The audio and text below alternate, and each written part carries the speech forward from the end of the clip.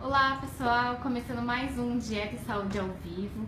Hoje a gente está aqui com a nossa psicóloga Flávia Scavone e a gente vai falar um pouquinho sobre recaídas na dieta. Então, como é que é, né? Quando a gente está com muita vontade de comer alguma coisa e acaba exagerando e aí depois vem aquela culpa. Como que a gente lidar com essas recaídas? Tudo bem, Flávia? Tudo bem? Olá pessoal, boa tarde.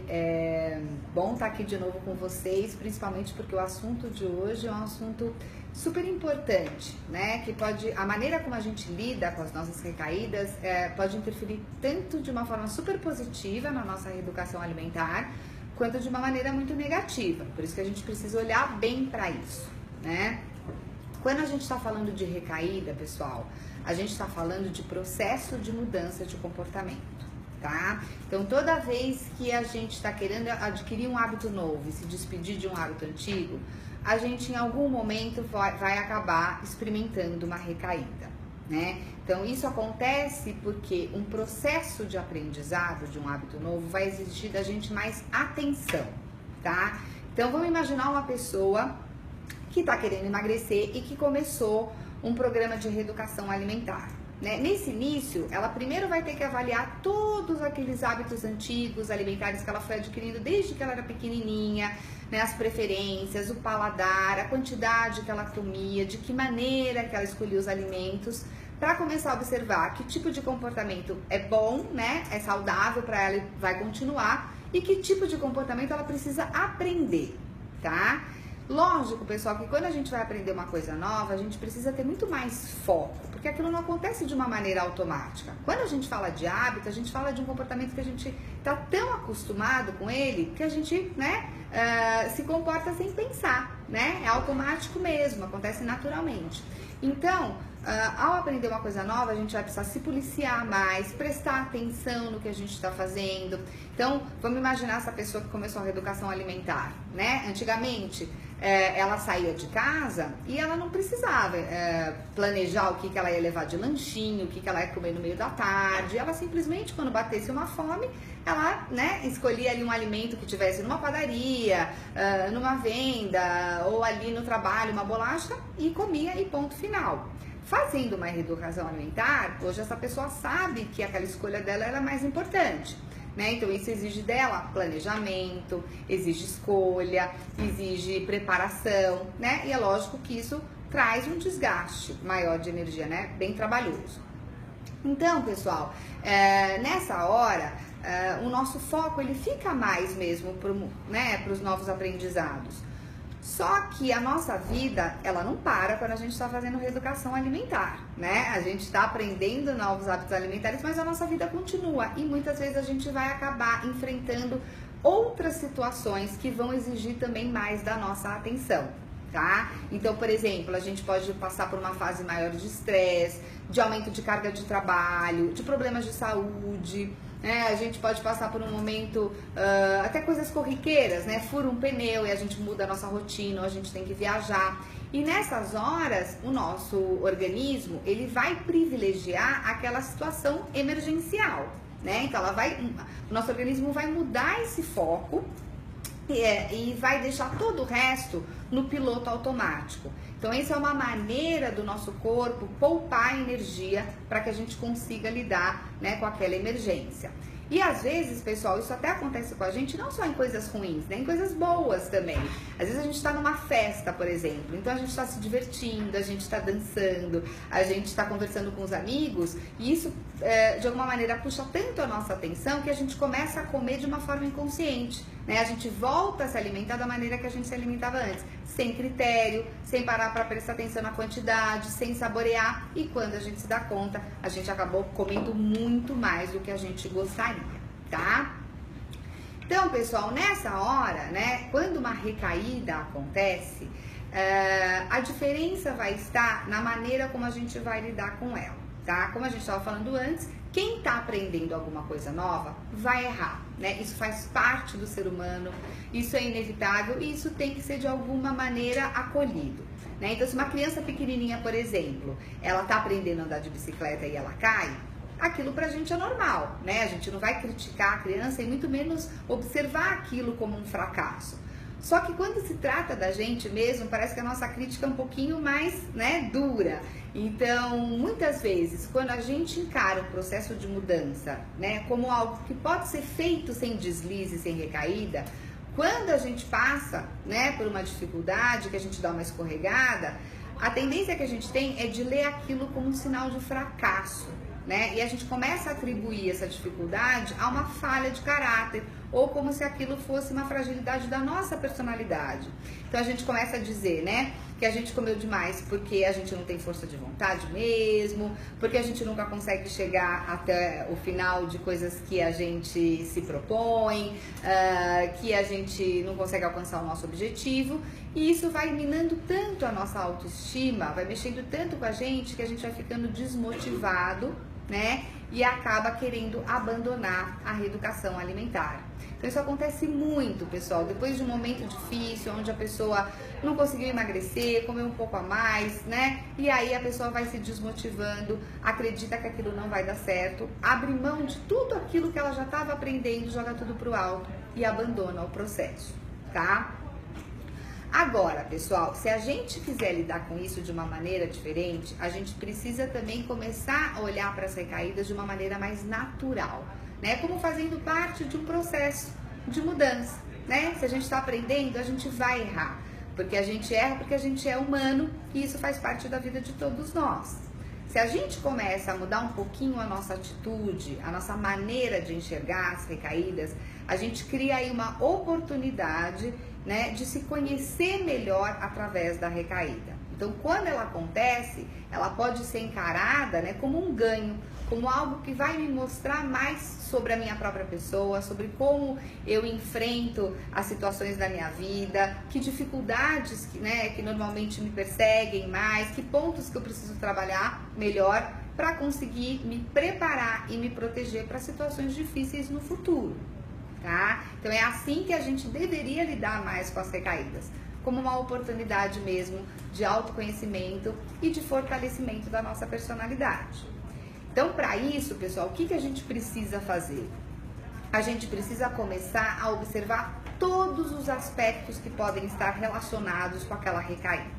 Então, a gente pode começar, por exemplo, a olhar para o ambiente. Então, eu tive uma recaída hoje, deixa eu observar aonde eu estava.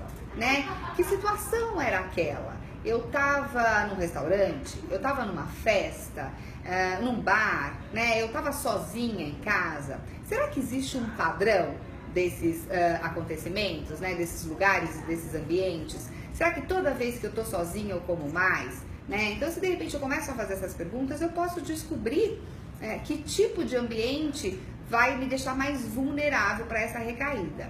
Então, por exemplo, né, eu posso descobrir, eu posso prestar atenção aí na minha última recaída e perceber que eu escorreguei porque eu fui no rodízio de pizza, né? Aí eu percebo que toda vez que eu vou no rodízio de pizza, eu prometo pra mim que eu vou comer tantos pedaços e acabo comendo muito mais. Nessa hora eu posso começar a avaliar como eu me comporto em outras situações onde eu tenho uma grande oferta de comida. Então, será que para minha personalidade, no momento que eu tô hoje, é produtivo eu ir em lugares onde tem uma grande oferta de comida? Será que eu não acabo me colocando, né, numa armadilha? Será que para mim, né, percebendo isso, o ideal hoje não seria ir numa pizzaria onde eu posso pedir pelo cardápio e aí eu consigo me proteger melhor, né? Ou, por exemplo, começar a olhar os meus relacionamentos interpessoais. Com quem será que eu estava, ou um pouquinho antes de uma recaída, né? Quem estava junto comigo? Será que a presença de algumas pessoas acaba sendo seguida por uma dificuldade de eu me controlar mais diante da comida, né? Será que de alguma maneira aquele relacionamento desperta em mim lados meus que me deixam mais fragilizada? Então eu posso, por exemplo, também reparar que toda vez que eu encontro com uma amiga minha que tem uma personalidade super forte, ela acaba sempre impondo a vontade dela e eu não consigo me impor, acabo fazendo tudo do jeito que ela quer, saio de lá magoada, né, engolindo tudo que eu tenho vontade de falar e aquilo me dá um mal-estar e eu acabo lidando com todo aquele mal-estar comendo a mais, tá? Então isso vai mostrar pra mim que talvez exista alguma coisa que eu precise aprender a lidar melhor, a colocar limites, a não ter medo de falar o que eu quero, o que eu penso, né? Um outro ponto aí para eu me desenvolver, para eu trabalhar mais. E aí também, pessoal, a gente precisa olhar porque acontece no nosso mundo interno, né? Que pensamentos, que imagens, que sentimentos estavam me acompanhando no momento da recaída? Será que tem algum sentimento que acaba me fazendo comer a mais? Toda vez que eu tô frustrada, ou quando eu tô com raiva, ou quando eu tô chateada, né? Será que de repente algum tipo de pensamento como é só hoje, eu tenho que aproveitar, ou eu não vou conseguir mesmo fazer dieta, de alguma maneira me empurram para essa recaída? Então, conforme eu vou me questionando, eu vou observando, eu vou conseguindo entender muito melhor como eu funciono, eu consigo entender mais que tipo de aspectos me deixam mais vulnerável, né, a essa recaída. E é lógico, sabendo de tudo isso, eu consigo me proteger, me preparar, né, para o futuro, como se fosse uma prevenção mesmo de recaídas. Eu me preparo para situações que provavelmente vão acontecer de novo, mas para lidar com elas de uma maneira diferente, tá? Perguntas, Bruna?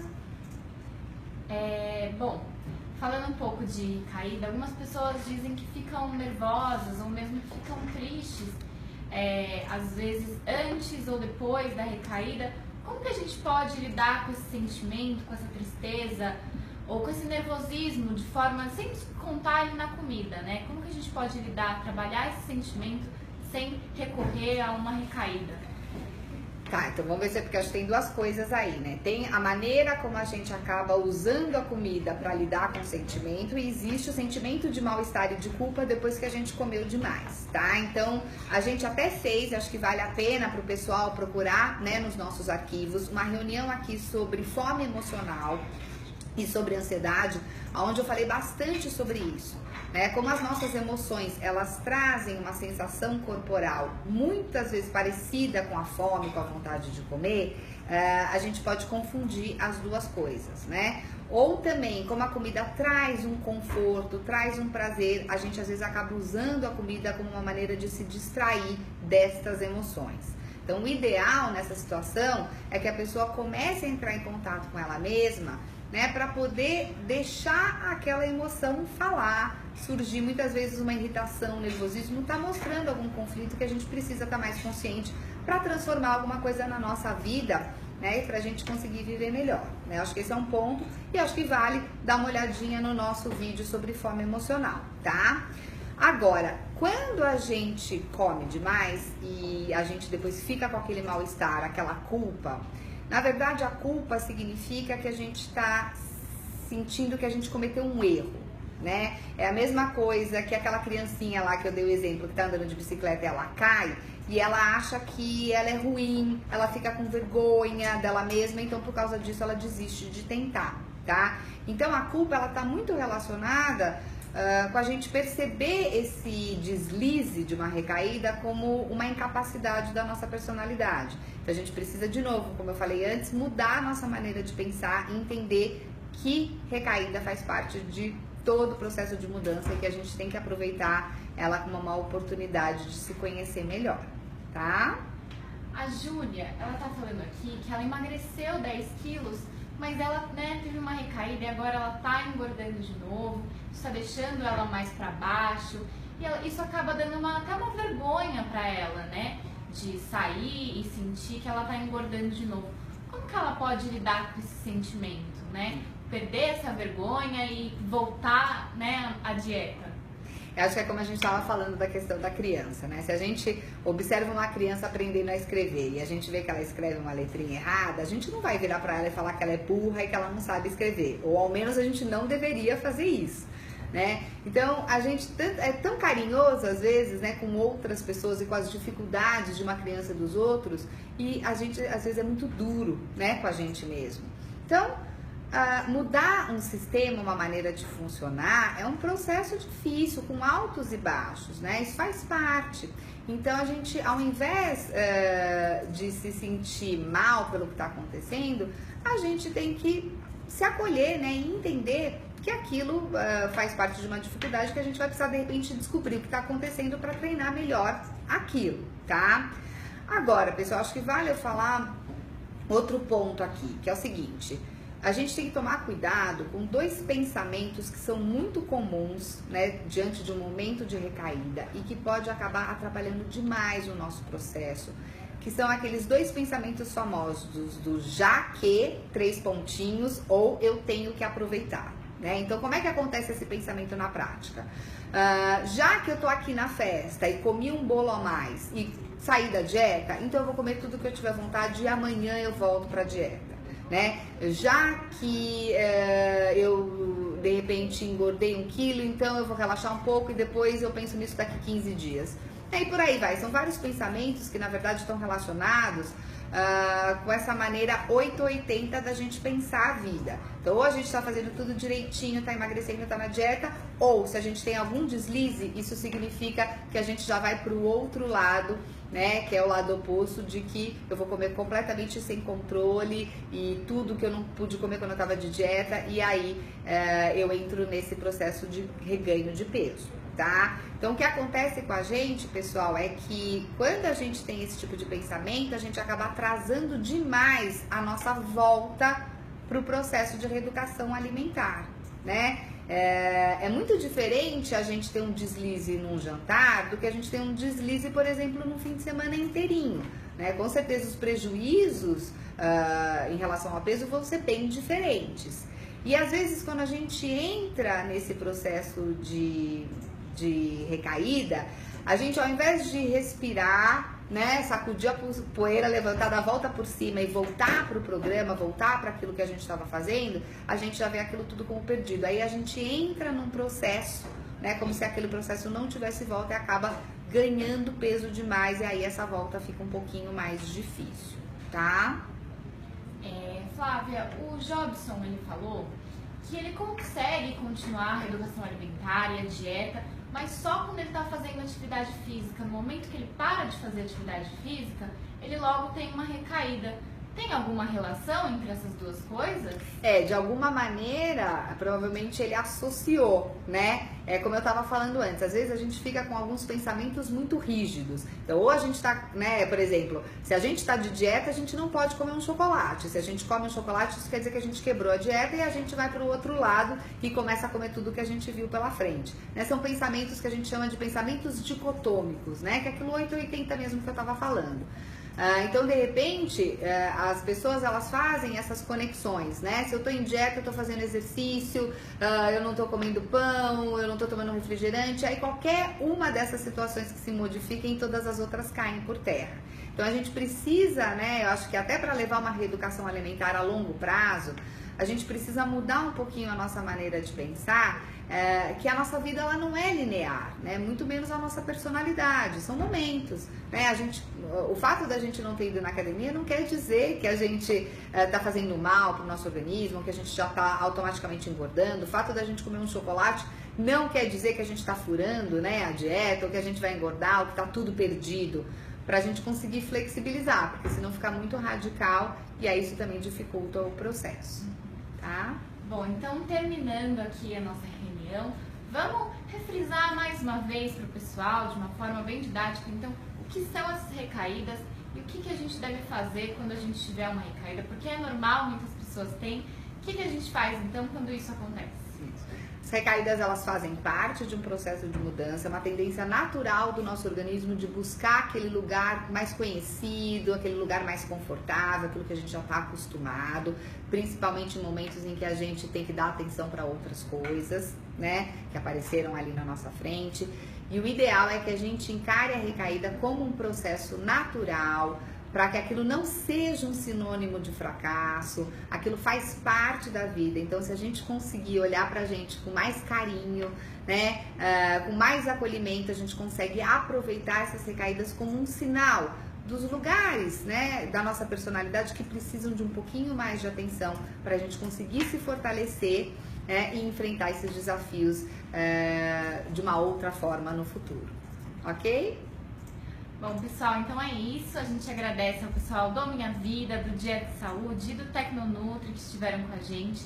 Comentem embaixo quais são os próximos temas que vocês querem ver nas próximas reuniões, seja com a nossa psicóloga ou com a nossa nutricionista. E lembrando que a gente vai responder todos os comentários no final dessa transmissão. Então é isso, pessoal. Um beijo e até a próxima.